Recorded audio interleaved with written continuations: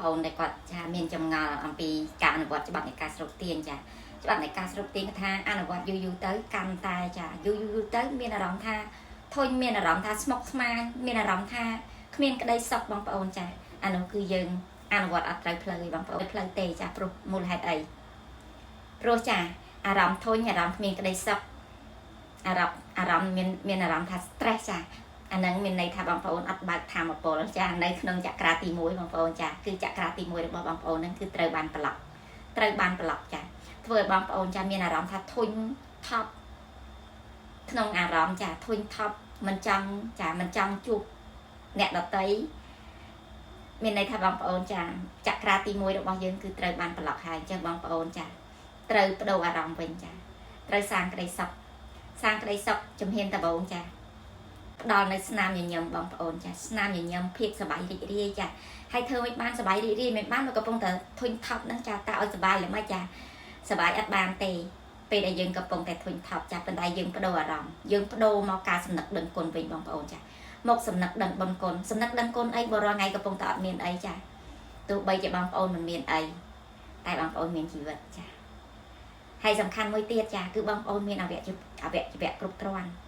ប៉ុន្តែបើសិនជាអ្នកដែលមិនមានអវយវៈគ្រប់គ្រាន់ក៏គេនៅតែមានសេចក្តីសុខបានដោយសារអីចា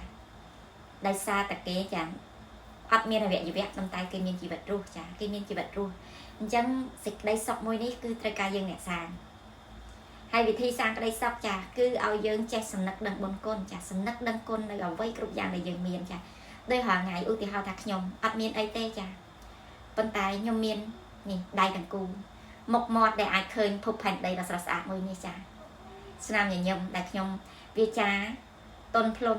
ផ្អែមល្ហែមស្នាមញញឹមដែលខ្ញុំបញ្ចេញចេញទៅចានោះហើយដែលយើងគួរសំណឹកដឹងគុណចាសំណឹកដឹងគុណ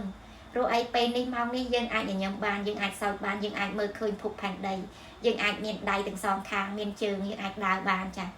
ព្រោះអ្នកខ្លះគ្នាពិការដើរមិនរួចចាហើយសំខាន់មួយទៀតពិការដើរមិនរួចក៏គាត់មានជីវិតរស់ដែរចាក៏គួរតែសំណឹកដឹងគុណដែរសំខាន់ចាកុំឲ្យតែយើងបាត់បង់ជីវិតចាព្រោះអីម៉ោងហ្នឹងពេលហ្នឹងដែលយើងកំពុងសើចបានញញឹមបានគឺមានបុគ្គលជាច្រើនដែលគាត់បាត់បង់ជីវិតនៅម៉ោងហ្នឹងពេលហ្នឹងដូចគ្នាបងប្អូនចាអញ្ចឹងមិនថាគ្រប់យ៉ាងឲ្យតែបងប្អូនចាចេះធ្វើការសំណឹកដឹងគុណរឿយជាសន្តានចាសំណឹកដឹងគុណប្រើវាចាផ្អែមល្ហែមចាតុនភ្លុនសំណឹកដឹងបុណ្យគុណស្រឡាញ់គ្រប់យ៉ាងដែលយើងកំពុងតែមានចាអវយវៈកែវភ្នែកមុខមាត់ធម្មជាតិមេឃដីចាពេលដែលយើងទម្លាប់ធ្វើរឿយនោះសេចក្តីសុខនឹងកើតឡើងនោះជីវិតរបស់យើងនឹងរីករាយបានចានឹងរីករាយបានមើលលោកនៅក្នុងផ្លូវវិជ្ជមាន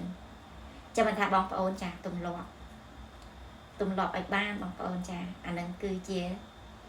គ្រឿងលម្អនៃជីវិតរបស់យើង